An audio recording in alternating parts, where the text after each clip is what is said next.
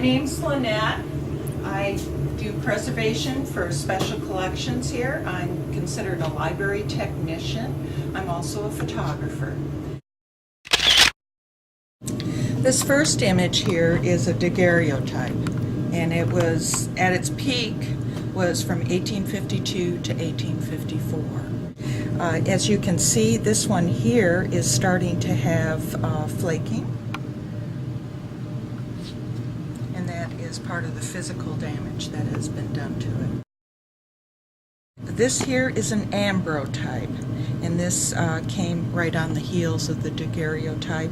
This is the lacquer backing is actually flaking away from the glass. These are susceptible to rust, and so you want to make sure that you control your temperature and your humidities so that you won't get rust. And this is black and white. It has a resin coating on it, which you see has a shiny finish. This was taken in 1953. It's of Bob Hope and General Frank Armstrong Jr. This is gelatin on paper, and then there is a plastic type material put over top.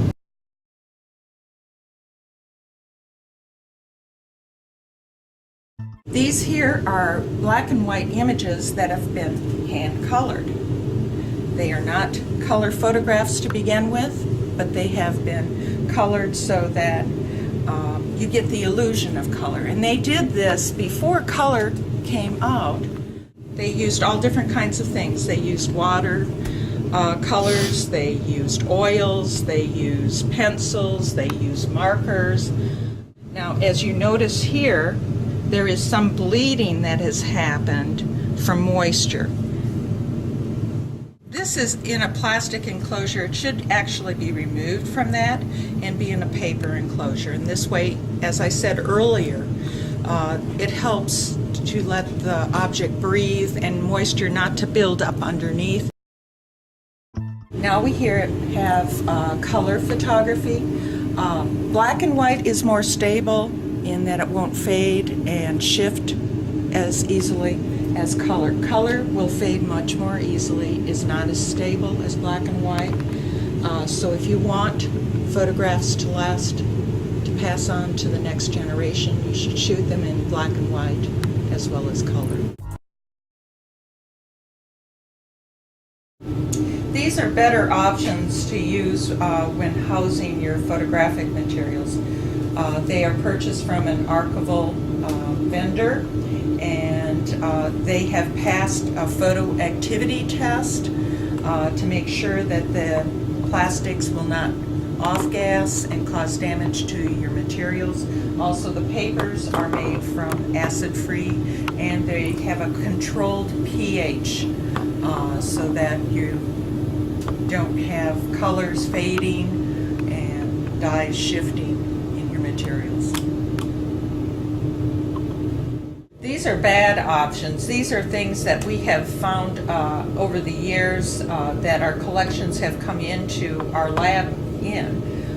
Acidic containers, cardboard backings in frames that have acid in them, magnetic pages that have PVCs and the adhesives that will damage your images, colored paper that will bleed if moisture comes in contact with it and get on your images. This is another acidic backing.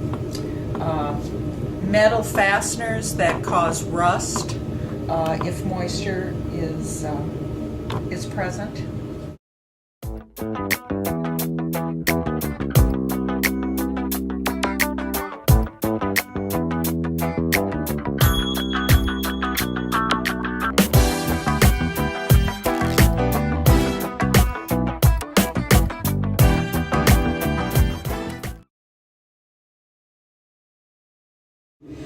Temperature and humidity fluctuations. When you get uncomfortable, you get too warm, or if you feel sweaty, your photographic materials are being damaged.